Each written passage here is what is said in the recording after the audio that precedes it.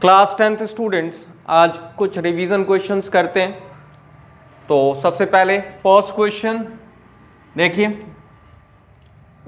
Question read कर लो अच्छी तरह।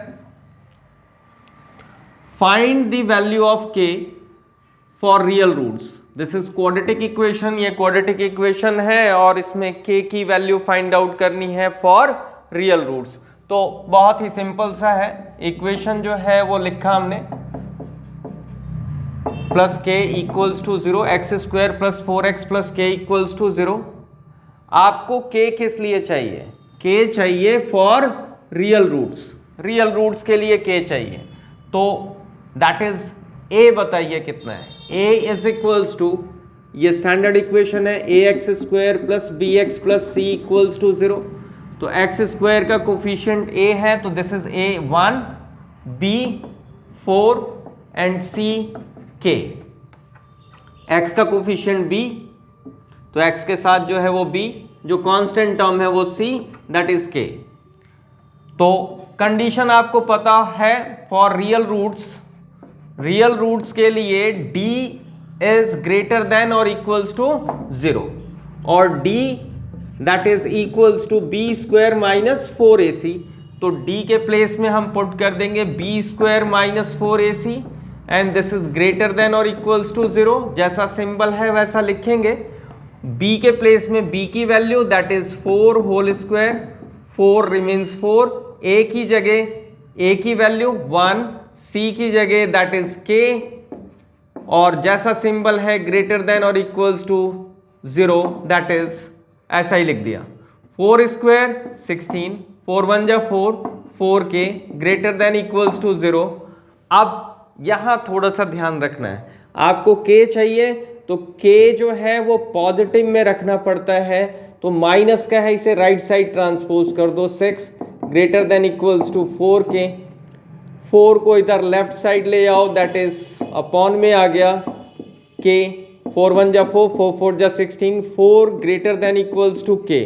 आप इसे अरेंज करके लिखोगे तो k पहले लिखा, जैसा सिंबल है k के साइड क्या है, क्लोज्ड माउथ है, तो क्लोज्ड माउथ बना दिया। This is less than equals to 4, this is the answer. k less than equals to 4, मतलब k की वैल्यू 4 या 4 से कम होनी चाहिए। Question number 1 completed, solution 1 completed. Now question number 2 पढ़िए। क्वेश्चन नंबर 2 का सॉल्यूशन करते हैं। The perimeter of a sector of a circle of radius 14 centimeter is 68 centimeter। देखो ध्यान से पढ़ना है। Perimeter of sector of circle of radius 14 centimeter is 68 centimeter। तो मीन्स रेडियस आपको गिवन है 14 सेंटीमीटर और पेरीमीटर ऑफ सेक्टर है 68 सेंटीमीटर। तो दैट मीन्स सर्कल फॉर्म कर लिया एक, ये सेंटर हो गया सर्कल का, ये हो गया आपका एक सेक्टर, तो ये रेडियस है, ये भी रेडियस है, और ये है लेंथ ऑफ आर्क। तो आप जरा समझना, पेरीमीटर ऑफ सेक्टर जो है, दिस इज सेक्टर, तो पेरीमीटर ऑफ सेक्टर क्या होता है ये समझो। Perimeter of sector, perimeter of sector होता है आपका total boundary length of the sector. तो इसमें बताइए, ये है बाउंड्री लेंथ रेडियस, ये है बाउंड्री लेंथ रेडियस, और ये है लेंथ ऑफ आर्क। आपके पास गिवन क्या है ये पहले देख लो। रेडियस गिवन है दैट इज 14 सेंटीमीटर और पेरीमीटर ऑफ सेक्टर गिवन है दैट इज 68 सेंटीमीटर। आपको area of sector find out करना है। क्या फाइंड आउट करना है? Area of sector. तो एरिया ऑफ सेक्टर का फॉर्मूला आपको याद कर लेना है, मतलब याद होना चाहिए। This is half into length of arc into radius, ये भी फॉर्मूला होता है। तो पेरीमीटर ऑफ सेक्टर की जगह क्या लिखें? पेरीमीटर ऑफ सेक्टर, तो पेरीमीटर मतलब टोटल लेंथ ऑफ बाउंड्री, मतलब r plus length of arc, r plus r 2r plus length of arc is equals to how much? 68। 2r is 14 लिखा, length of arc ऐसा ही same, 14 2 जा 28 plus length of arc 68। Length of arc is equals to 628, right side भेज देंगे तो ये plus हो रहा है तो जाके उधर माइनस हो जाएगा, ऐसा बरोबर। तो length of arc is equals to, this is 8 - 8 0, 6 - 2 4, 40 centimetre. अब area of sector simply that is half into length of arc 40 into radius 14, और ये ध्यान रखना ये यूनिट आएगा एरिया सेंटीमीटर स्क्वायर में, ये लिखना जरूरी। 220 जा 14 2 जा 28, 280 centimetre square, this is the answer. तो आपको ये फॉर्मूला पता होना चाहिए। क्वेश्चन को अच्छी तरह रीड करो कि रेडियस क्या है और पेरीमीटर क्या है, दैट्स ऑल। ये दो क्वेश्चन हो गए। नाउ क्वेश्चन नंबर 3 आप तब तक रीड करो, मैं जब तक रब करता हूं।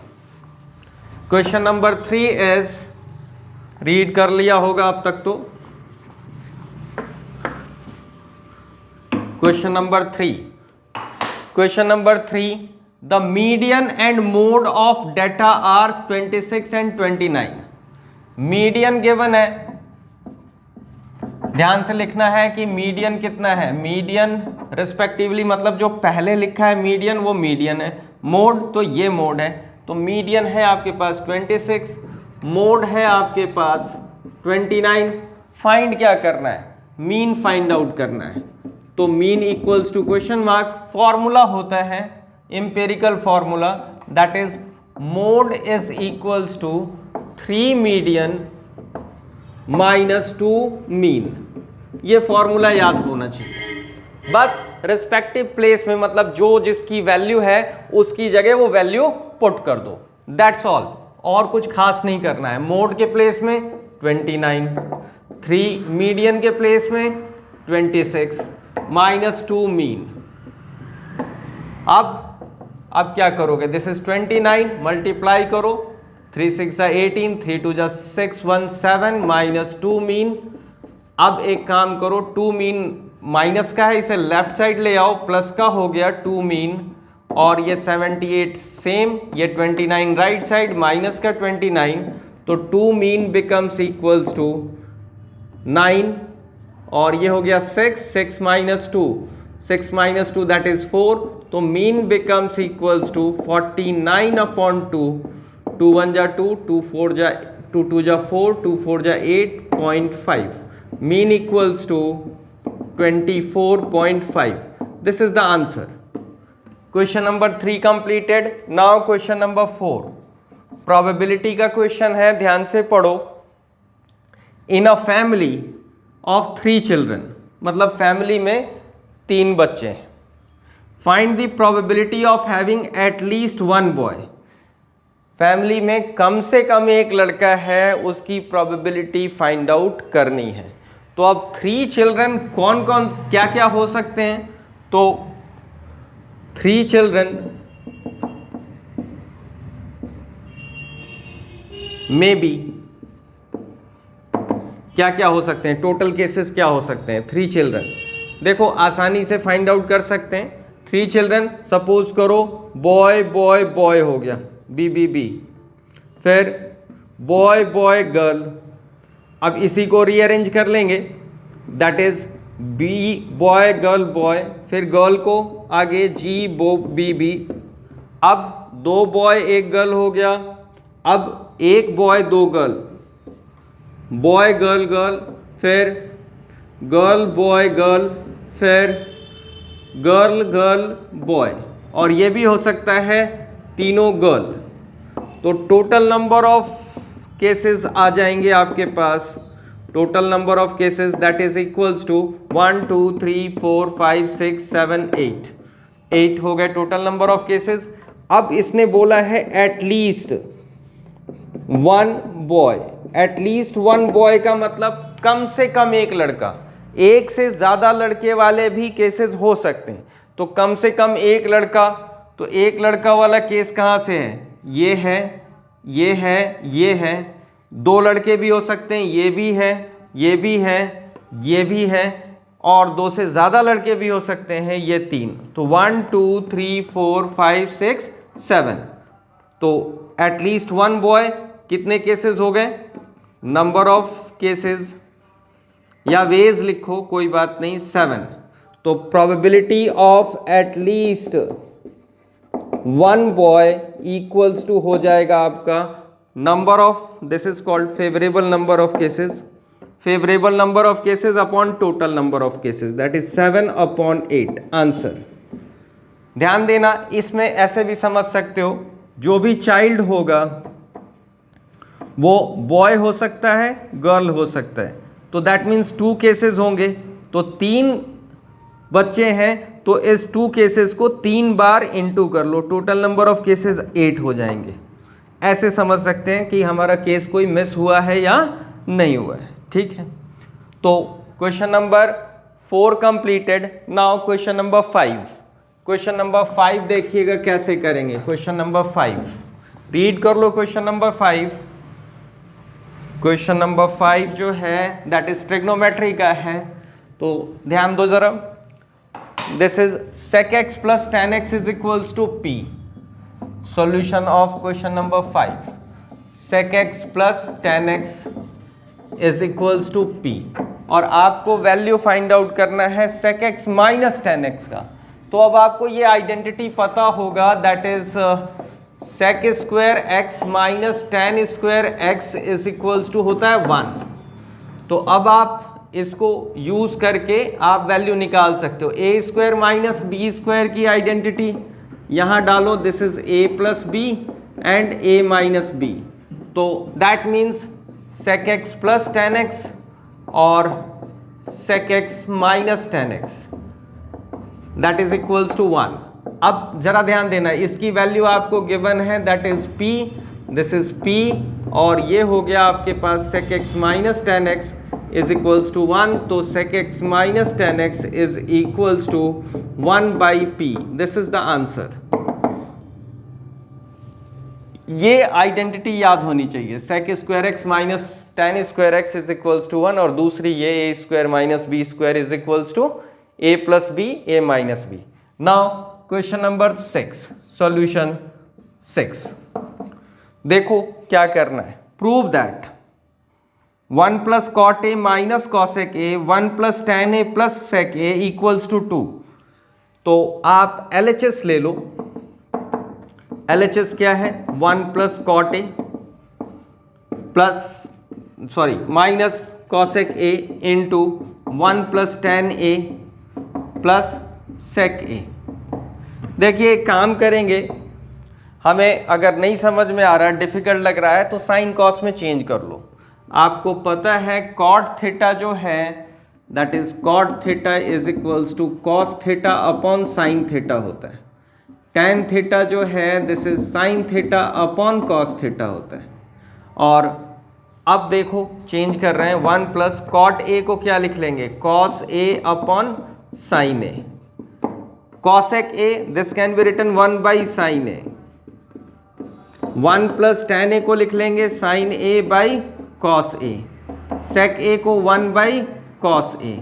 देखो सेक और कॉस एक दूसरे के रेसिप्रोकल होते हैं, याद रखिएगा।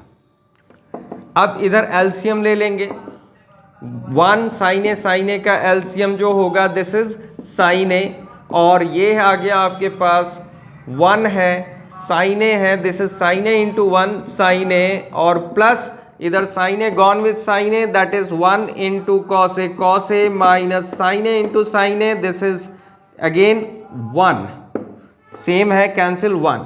नेक्स्ट 1 कॉस ए का एलसीएम कॉस ए, 1 है 1 into cos a that is cos a gone with cos a same आ जाएगा साइन ए प्लस 1। ओके, अब यहां थोड़ा सा ध्यान देना है, न्यूमरेटर में देखो sign A plus cos A, यहां भी sign A plus cos a, ये कॉम्यूटेटिव होता है, आगे पीछे प्लस में लिखने से कोई वैल्यू में चेंज नहीं आता, तो इन दोनों को एक ब्रैकेट में कर लो। और जरा ध्यान दो, this is a minus b and this is a plus b, ये सेम है, a माइनस 1 प्लस 1, इसकी तरह a plus b a minus b, तो रिवर्स करके लिख देंगे हम, that is sine a plus cos a whole square minus ये 1 square whole upon sine A into cos A into हो गया डिनोमिनेटर। अब इसकी identity a plus b whole square की आइडेंटिटी याद होगा आपको। a plus b whole square की आइडेंटिटी होती है a square plus b square plus 2ab। That means sine square a plus b cos square a plus 2a into b, that is 2 sine a into cos a, और ये minus तो minus 1 square means 1 upon sine A into cos a. अब जरा ध्यान देना, sine square a plus cos square a, identity पता है sine square a plus cos square a क्या होता है, that is 1। Sine square theta plus cos square theta 1 होता है। तो अब आप लिख लो that is equals to 1 plus 2 sine a cos a minus 1 upon sine A into cos a. ये आइडेंटिटी मैं यहाँ लिखता हूँ, since sine square theta plus cos square theta equals to 1।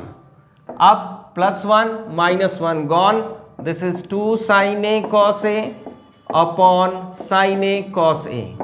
ये हो गया आपके पास, ये gone, 1 1 1 1 that is 2 and this is equals to RHS, hence proved. अब ध्यान दो, ये कंप्लीटेड क्वेश्चन नंबर 6 हो गया।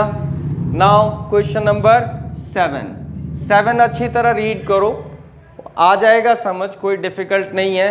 दैट इज क्वेश्चन नंबर 7 है आपके पास, क्वेश्चन नंबर 7। ये तो क्लियर है, इसमें ये ध्यान रखना है बस कि इन दोनों को a और ये minus b plus b, that is. अब आगे देखते हैं next question, that is seventh question जो है वो आपको समझना है अच्छी तरह, इजी है, डिफिकल्ट नहीं है। क्वेश्चन रीड कर लो। Determine m and n for infinitely many solutions. m और n चाहिए इनफाइनाइटली मैनी सॉल्यूशंस के लिए। तो अब आप करोगे क्या, पहले इस इक्वेशन को स्टैंडर्ड फॉर्म में लिख लो। राइट साइड 0 होना चाहिए, that is 2m minus 1 into x plus 3y minus 5 equals to 0। दूसरा 3x plus n minus 1y minus 2 equals to 0। This is equation number first, this is equation number second. अब आप condition समझ लो, for infinitely many solutions क्या होता है condition, a1 upon a2 equals to b1 upon b2 equals to c1 upon c2। ये तीनों ratios equal आते हैं। अब a1 a2 क्या है ये समझ लो, x का कोफिशिएंट ये पहले वाले का a1 दूसरे वाले का a2, x नहीं लिखना है याद रहे। दैट मीन्स a1 हो गया आपके पास 2m माइनस 1 अपॉन a2 आ गया 3 equals to b1 b2 that is 3 upon n minus 1 equals to c1 c2 constant term that is minus 5 upon minus 2, minus gone with minus. अब आप एक काम देखो जरा, ये टर्म इसके इक्वल, ये टर्म इसके इक्वल, मतलब तीनों इक्वल हैं। तो मैं क्या करूँगा, टेकिंग फर्स्ट वाले को ले लूँगा मैं, फर्स्ट वाला equals to 5/2, 2m minus 1 upon 3 equals to 5/2 and ये 3/n minus 1 equals to again 5/2। अब क्रॉस मल्टीप्लीकेशन करके ईजिली कैलकुलेट कर लेंगे। 2 इसे इंटू करेगा तो इसे भी करेगा और इसे भी करेगा, दैट मीन्स 2 2 जा 4m, अच्छा ऐसे लिखूं, ट्वाइस ऑफ 2m माइनस 1 और ये 3 into 5, this is 4m minus 2 equals to 15, 4m equals to 15 plus 2, 4m equals to 17, that is m is equals to 17/4। अब इधर देखिएगा, इधर क्रॉस इंटू करेंगे, 5 into this, 5 into n minus 1 whole और 3 into 2 that is 5n minus 5 equals to 6. This is 5n equals to 6 plus 5. This is 5n equals to 11 n is equals to 11/5। This is the answer. m और n दोनों आ गए। तो that's all. आज ये revision कर लो फटाफट, ज़्यादा time नहीं लगाना है, फटाफट क्वेश्चन करना है। That's all for today.